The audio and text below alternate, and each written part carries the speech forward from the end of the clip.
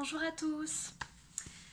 Alors ça fait un petit bout de temps maintenant que je n'ai pas fait de vidéo, ça fait presque un mois je crois, si je dis pas de bêtises, peut-être un peu plus, je ne me rappelle pas vraiment.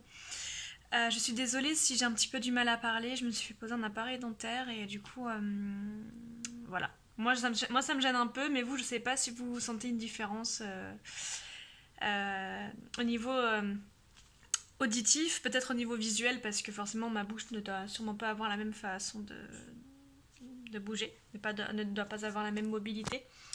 Mais au niveau, voilà, au niveau de diction, dites-le moi si jamais c'est pas très compréhensible. Alors donc oui, j'étais en vacances. Grâce à la cagnotte que nous ont fait nos amis, on a pu vraiment se faire plaisir. Et j'avoue, je pensais pas que ça me ferait autant de bien. Je savais que ça me ferait du bien, mais à ce point-là, je pensais pas. Ça m'a vraiment fait beaucoup de bien.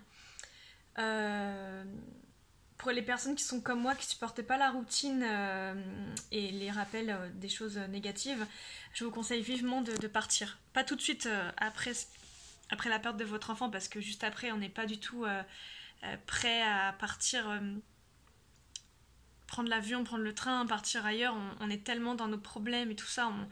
On doit se remettre physiquement, on doit se remettre mentalement. On n'est pas en état dans les mois qui suivent. Mais en tout cas, dès que vous le pouvez, partez. Découvrez des endroits, même si c'est en France, hein, vous n'êtes pas obligé de partir très loin. Moi, je suis revenue très épanouie et j'ai l'impression d'avoir un fardeau en moins sur les épaules. Cette peine qui me rongeait et ces regrets et ces culpabilités sont envolées. Est-ce que c'est provisoire? Peut-être. En tout cas, j'ai vraiment cette sensation presque de plénitude. Je sais, ça peut paraître très bizarre. Mais vraiment, je pense avoir traversé énormément d'étapes et de chemins depuis la perte d'Orlan. Et je pense réellement que ces voyages, parce que j'en ai fait plusieurs, m'ont beaucoup aidé. Après, peu importe le lieu où vous allez aller, hein, moi je veux dire, voilà, j'ai fait 10 jours avec mon mari. Et après, j'ai fait 5 jours avec 2 amis. C'était 2 voyages très différents. Un voyage voilà, avec mon amoureux, voilà, un peu plus reposant, un peu plus détente, un peu plus voilà, dans l'amour, dans les câlins, etc. Et un autre plus dans la fête, plus dans le côté, voilà, le côté girly, le côté festif. Voilà, 2 ambiances très différentes. Et franchement, ça m'a fait un bien fou. Et je pense que les 2 étaient nécessaires. Parce que j'avais besoin de me retrouver avec mon chéri ailleurs que chez nous, même si on avait déjà fait des petits... voilà, on était partis 2-3 jours, j'étais partie moi quelques jours en juillet, et on était partis quelques jours ensemble en août, mais c'était vraiment rapide. Là, on a vraiment eu du temps ensemble pour découvrir un endroit, pour discuter, pour vraiment être ensemble dans un endroit différent. Et 10 jours, c'est vraiment bien, ça permet vraiment de faire une grosse coupure. Donc j'avais besoin de ce moment-là avec mon chéri, mais j'avais aussi besoin d'un moment sans mon chéri, parce que je suis quelqu'un de très très indépendant, et que j'avais besoin vraiment de lâcher prise et de vraiment avoir aucun lien avec tout ce qui s'est passé. Et forcément, mon mari a un lien avec ce qui s'est passé, puisque c'est le père de ma fille. Donc c'est normal d'avoir... Voilà, j'avais besoin de déconnecter. Donc les 2 ensemble, c'était juste parfait. C'était exactement ce dont j'avais besoin. Chose que je n'aurais vraiment pas cru. Enfin, je savais que ça m'aurait fait du bien, mais pas à ce point-là. Vraiment, j'étais agréablement surprise de revenir dans cet état-là. Forcément, de revenir, ça a été compliqué parce que forcément, fin des vacances, c'est toujours un petit peu triste et c'est toujours un petit peu décevant de devoir revenir. Mais en même temps, je suis très contente d'avoir retrouvé mon chez-moi, d'avoir retrouvé mes chats, ma petite routine malgré tout, parce que quand on retrouve sa routine au début, c'est toujours agréable. Et puis voilà, et vraiment je sens que je suis vraiment sur la pente montante. Je pense que ça va aller de mieux en mieux. Le fait d'avoir voyagé aussi, d'avoir fait beaucoup de choses, m'a permis aussi de perdre, je pense, les 2 derniers kilos de ma grossesse. Je me suis pas pesée, mais bon, j'ai toujours un tout petit peu de ventre.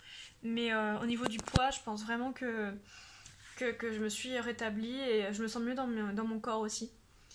Voilà, après, j'ai beau faire des abdos tous les matins, le ventre, c'est toujours très très long.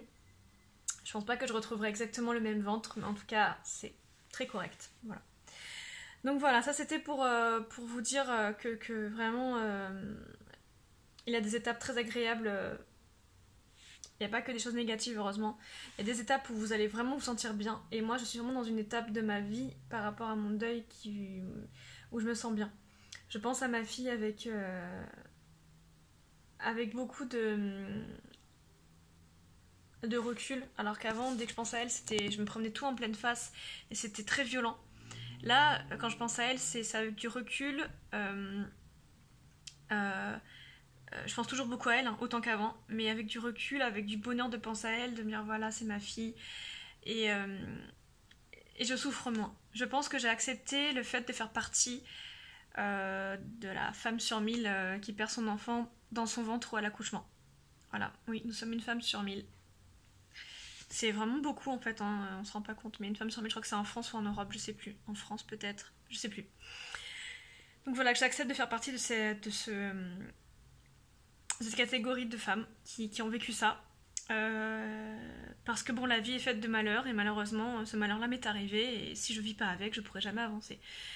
Et voilà. Par contre, là, il y a pas longtemps, j'ai revu une personne avec qui j'avais travaillé. Et puis donc elle m'avait vue enceinte, je l'avais maquillée, j'étais enceinte. Et donc je lui explique que bah, malheureusement ma fille n'est pas là.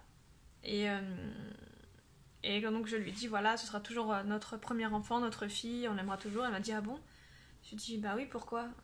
Elle me dit bah, en fait elle comprenait pas, pour elle, comme ma fille n'avait pas vu le jour, même si j'étais à 9 mois de grossesse, c'est qu'elle allait arriver dans quelques jours, pour elle, comme elle n'était pas arrivée, voilà, j'avais vraiment cette sensation là que pour elle c'était pas mon enfant et que c'était pas un bébé et que comme elle n'avait pas existé en gros, elle avait pas existé, enfin comme elle n'avait pas existé en dehors de mon ventre, en gros elle n'existait pas, enfin elle avait jamais existé. Et ça m'a remis un truc dans la gueule. J'ai fait waouh.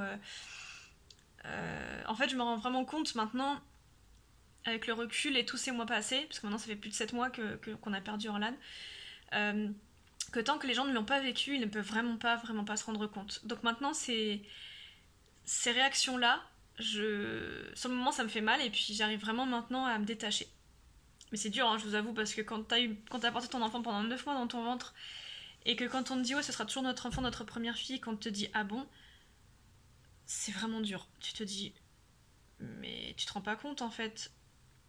Va tomber enceinte, avoir ton enfant pendant 9 mois dans ton ventre, l'aimer, l'attendre, vivre quelque chose de fort avec ton conjoint, te voir avec un ventre énorme, préparer une chambre.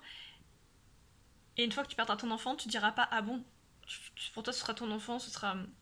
Après bon, je pense qu'il y a des personnes qui sont dans le déni et qui rejettent l'enfant, mais bon. Donc c'est vrai que ça m'a fait un petit coup, c'était un peu dur. Quand elle m'a dit ça, j'avoue, j'ai fait ok, bon. Mais à côté de ça, on a passé un super moment, on a vachement discuté, mais bon après elle est jeune et tout. Voilà, j'essaie vraiment de prendre du recul par rapport à ces réactions qui me paraissent. Mais je pense vraiment que.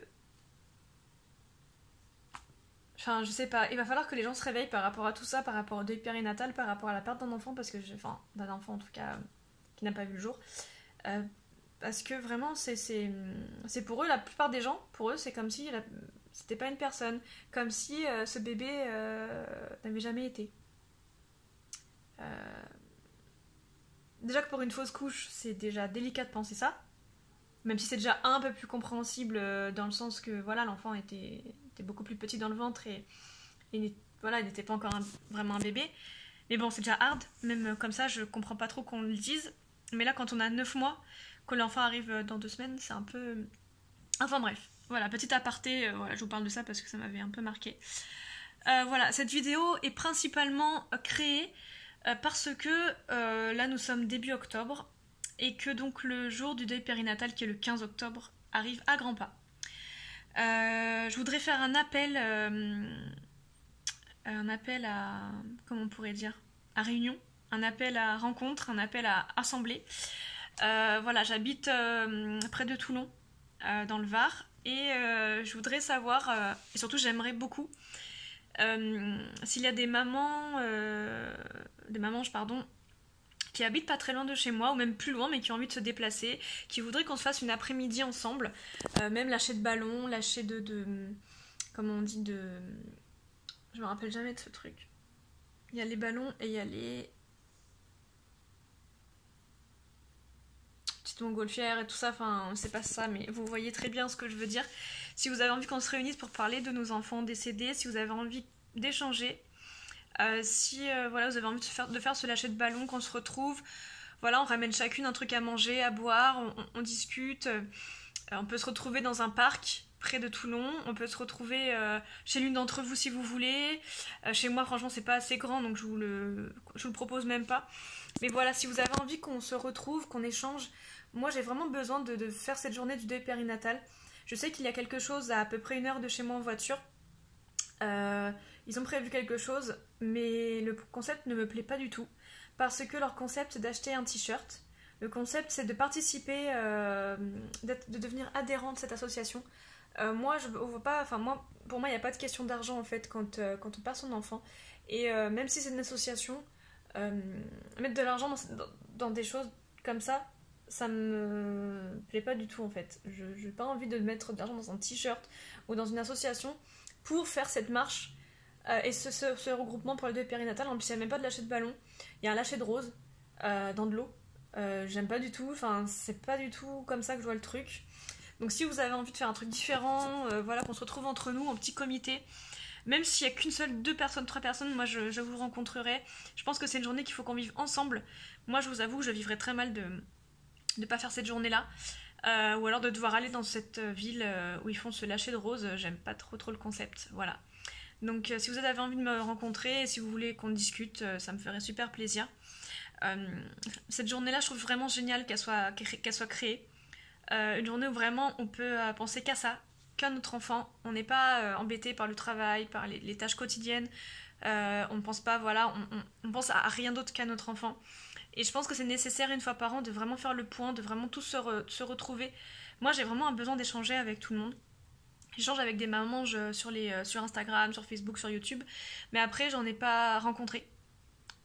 Et pour l'instant, ça va, je le vis bien. Mais là, je commence à me dire que ça serait cool, surtout après autant de temps, j'aimerais bien échanger, qu'on échange sur nos émotions, sur nos ressentis. Je pense que c'est important de vivre ça ensemble, parce qu'on se sent souvent seul dans ces cas-là. Et même si vous venez juste de le vivre, ou même si ça fait 4 ans, et que vous avez envie de rencontrer d'autres mamans, écoutez, je suis là, et voilà, n'hésitez pas à m'envoyer un commentaire. Voilà, donc ça serait super bien. Sur Facebook, moi c'est Amanda PA, donc PA, tout simplement. Et comme ça, vous m'envoyez un petit message privé ou même un commentaire en dessous de cette vidéo. Et puis on s'organise ça et je pense que ce serait top. Voilà. Bon écoutez, je vous souhaite une très très bonne journée ou soirée selon le moment ou nuit, selon le moment où vous regardez cette vidéo. Je vous embrasse ainsi que vos anges partis trop tôt. Et puis je vous dis à très bientôt et j'espère qu'on se verra le 15 octobre ou le 13 octobre. Puisque c'est un week-end, donc c'est bien aussi, plutôt que de se voir en semaine, c'est peut-être plus simple pour vous. Moi, mes jours disponibles, c'est le dimanche et le lundi très souvent. Donc ce serait top qu'on arrive à se faire ça un dimanche ou un lundi. Voilà. Je vous embrasse. À bientôt.